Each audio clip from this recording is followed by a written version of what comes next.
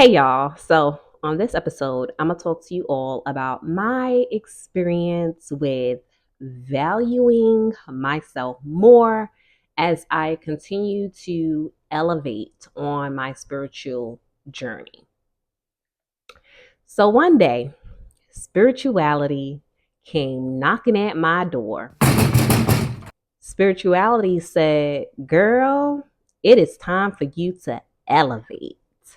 And I have no choice but to open the door for spirituality to come on in.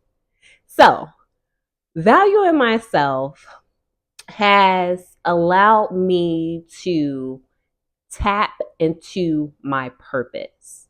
From a very young age, I had a sense of what I wanted to do with my life, right? Who I wanted to become. And I'm not saying that I've always done things that align with my purpose, because I haven't. But there was just certain things that I just was not willing to do.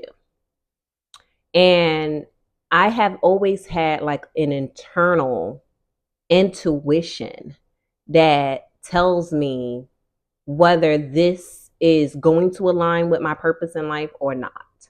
And that pertains to careers, right? I've done some jobs and I'm just like, okay, this is just momentarily. I am not going to get stuck here.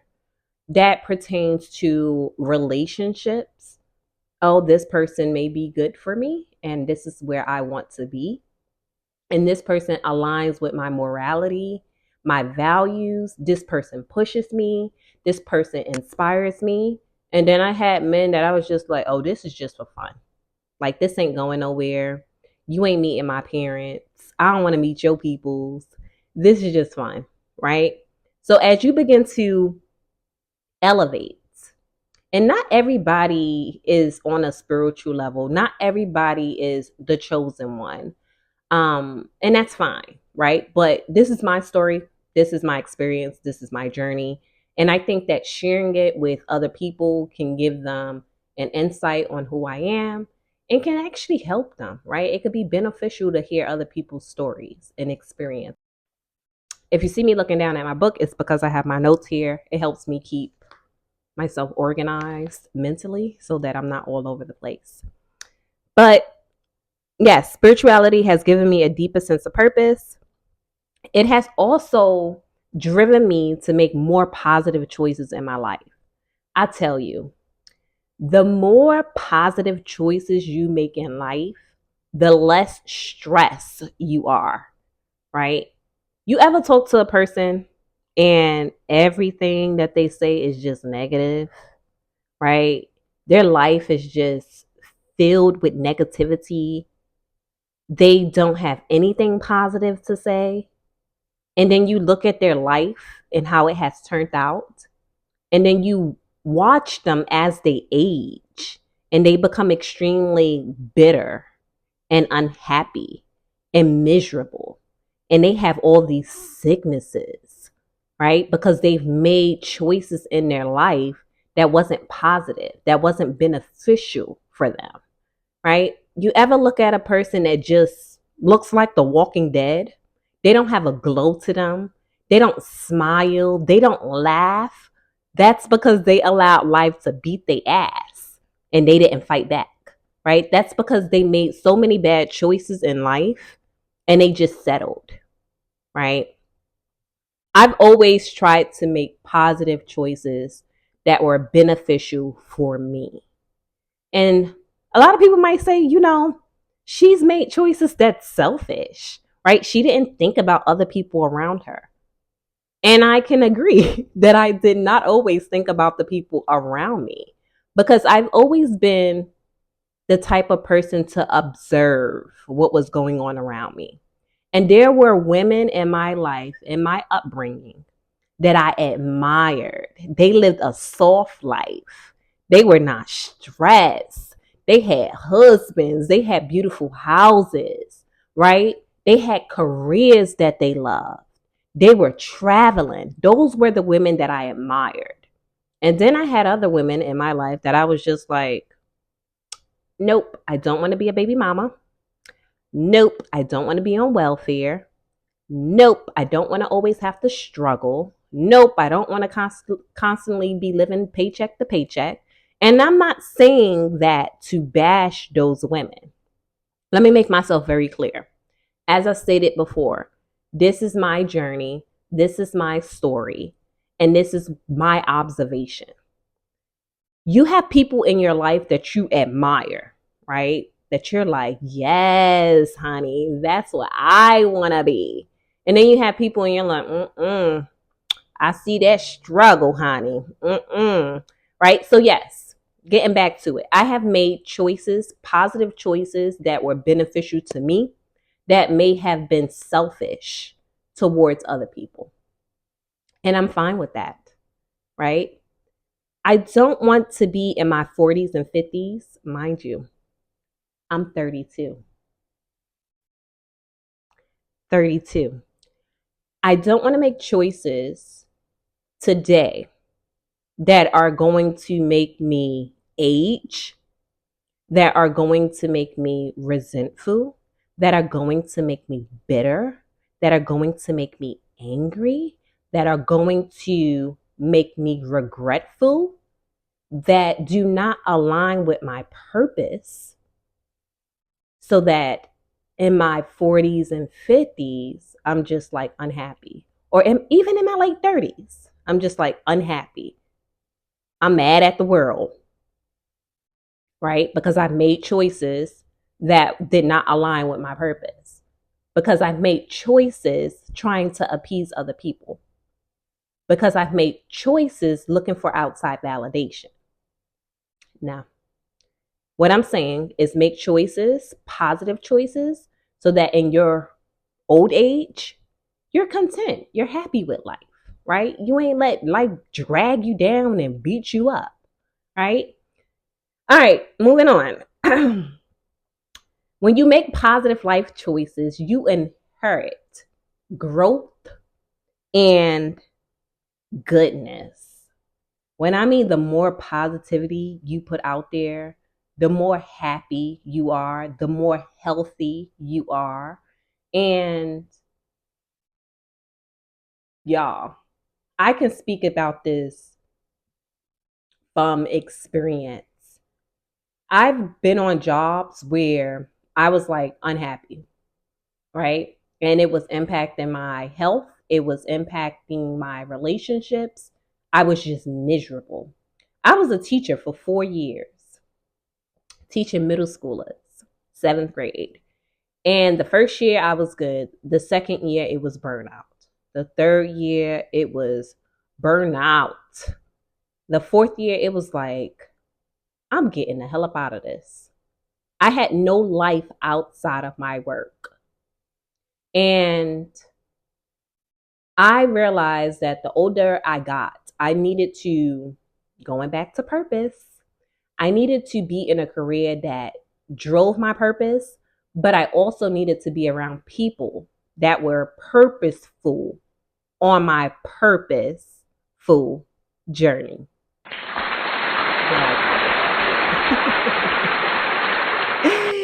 I needed to be around people that was purposeful on my purposeful journey. I'm poetic sometimes. Sometimes. Give me that, clap, clap. But yes, people who elevate on a higher spiritual level, who know themselves, who have gone through some things in life, who are willing to share their life journey, and that includes their mistakes as well. They just vibrate differently. All right, story time. So, I am a tutor. I love it. I love being able to connect with children one on one. I don't feel exhausted. I love the flexibility. I love that I'm still able to utilize my skills. Even though I was a teacher, I was burnt out. So, this is another opportunity for me to continue to work with children, to work with the youth, to still make a positive impact, right? That aligns with my purpose. But there's always good and there's always bad, right? Life is about balance. I had this one client, went to her house on a Wednesday. Everything was fine, met grandma, met the little girl. The little girl is very active. You know, kids like to talk. But I helped her with math and reading areas that she struggled in. And it was a good session, right? I have her or had her 2 days out of the week. So that was on a Wednesday, and Thursday I returned on time, ready. When I, anything I do, anything I do it professionally. Anything I do it putting my full effort into it. Like I value myself, therefore I value other people, especially when it comes to time and money. Let me say that. Wednesday came, Wednesday was good. Thursday came, showed up about 5 minutes early, ring the bell, and this parent didn't even have enough decency or respect for me to open the door to let me know that her daughter was sick. Instead, she ended up calling my phone and she said, "Oh, such and such is sick, and we're not going to be meeting you today, and have a good night."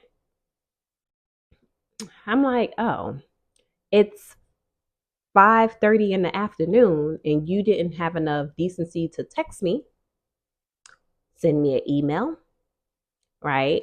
A voice message, anything. Give me a call to just let me know, like, hey, my daughter is sick and we are not going to be needing your services."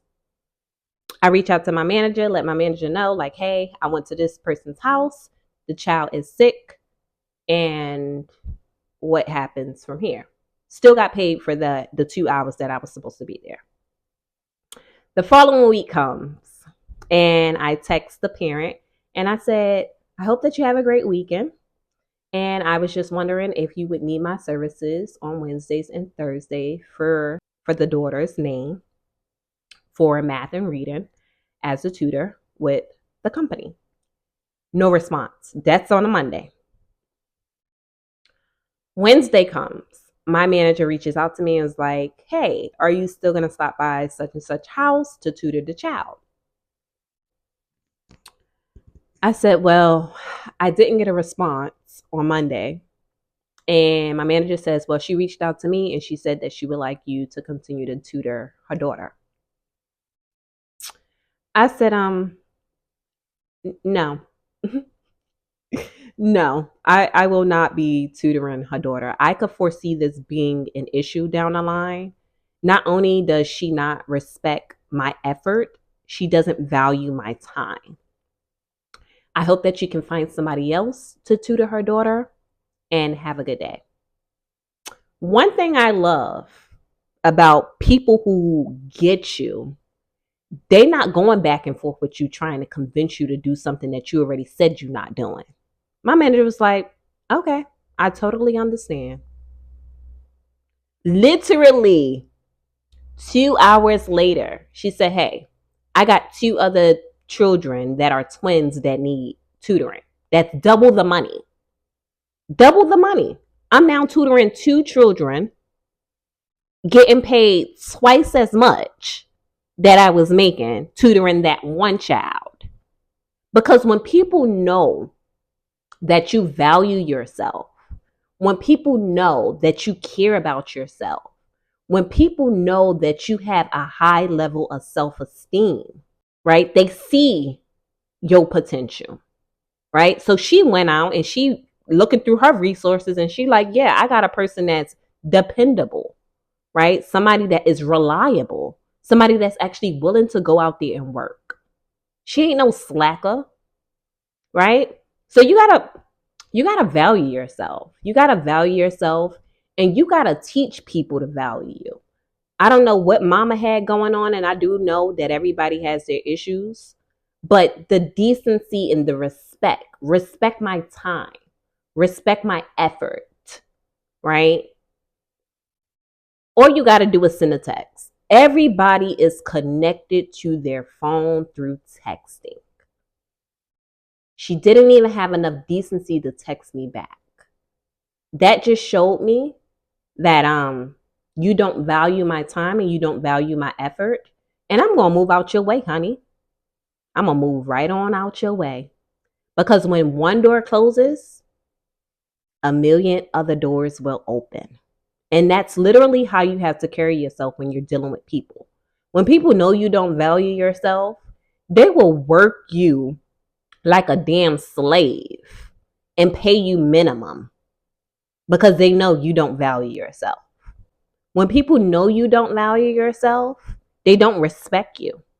When you don't have a voice and you're afraid to speak up because you're timid, people will walk right all over you, right? I haven't always been like that. I used to be the overachiever, right? I'm going to go above and beyond. I'm going to prove myself to this company. They're going to put me in a leadership position. I'm going to become a manager. And then I realized a lot of these people don't even value themselves, right? So why would I expect them to value me? You got to value yourself. You got to love yourself. Ways I have value myself. Like I value myself to the fullest now. You don't respect my time. We ain't got nothing to talk about, right? Because time is something, I don't know if it's because of my age, but the older I've gotten, time is something you can't get back, right? So I am always going to be doing things that align with my purpose, that aligns with my morals, because time is ticking, right? Soon I'll be 40. Soon I'll be 50. And I don't want to live a miserable life. I don't want to be surrounded by people that don't value me, that don't see my purpose, that don't align with my purpose. Nah, my time is valuable. All right.